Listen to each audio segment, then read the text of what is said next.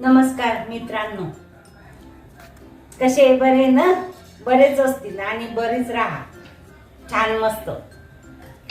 हे बघा, आज मी तुम्हाला करून दाखवणार आहे पिठलं. हे बघा, पिठल्यासाठी लागणारं साहित्य. हा एक कांदा कापून घेतला आणि हे एवढं जिरं घेतलं, हे बघा, आणि हा लसूण आणि हिरव्या मिरच्या आणि हळद एवढं सामान लागते पिठल्यासाठी. बघा छान कसं झणझणीत पिठलं मी तुम्हाला करून दाखवणार आहे. तर हे कढईत टाकलं तेल, 2 चमचे तेल टाकलं, त्याच्यात आपण टाकू कांदा.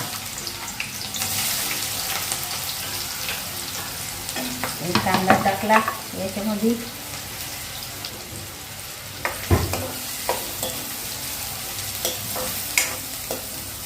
छान असं झणझणीत मिक्सरचं भांडं आहे. हे मिक्सरच्या भांड्यामध्ये हे जिरं आणि लसूण आणि हिरवी मिरची हे आपण थोडंसं फिरून देऊ, गार थोडंसं फिरवायचं. हे बघा जाड फिरवलंय मी. हे बघा जाड झालंय छान.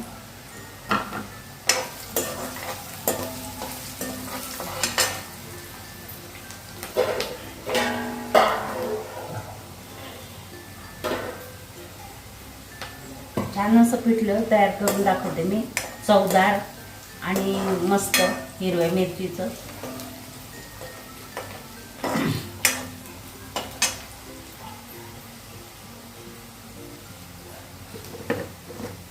याच्यामध्ये आपण मीठ पण टाकून घेऊ, म्हणजे हा कांदा लवकर होईल. नंतर मीठ टाकायचं काम नाही.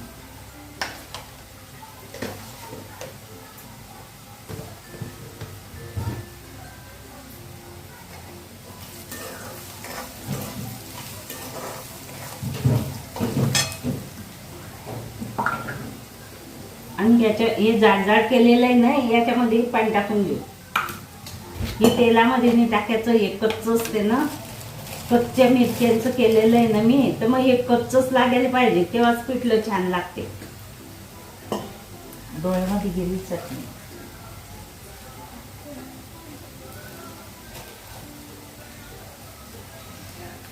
एकदम बसकन पाण्याचं शितोडा होणार.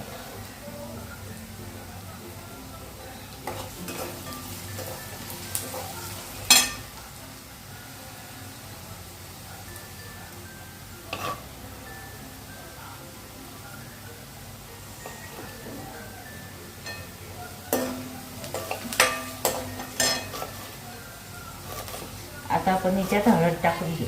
हो, हे बघा,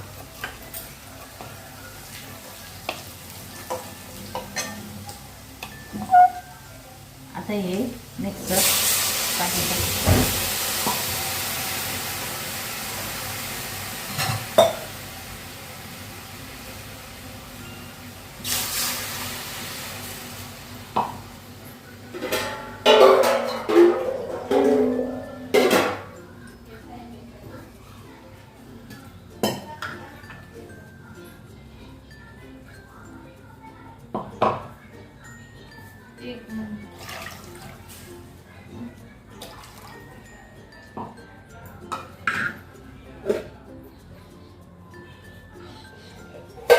आपल्याला जेवढं पाहिजे तेवढं पाणी टाकून घ्यायचं. याच्यात मीठ पण टाकलेलं आहे मी, हळद पण टाकली, याच्यात कोथिंबीर पण टाकून घ्यायचा. सगळं टाकलं आता ह्याच्यात. आता हे बेसन पीठ आहे ना, हे पण टाकून घ्यायचं.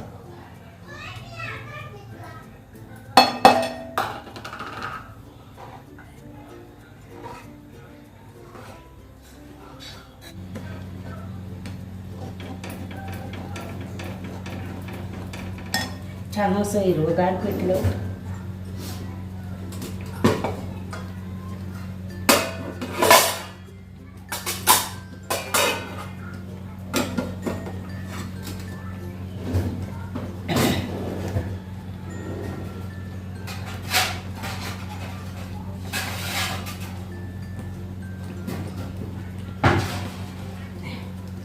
हे बघा छान असं पिठलं शिजतंय.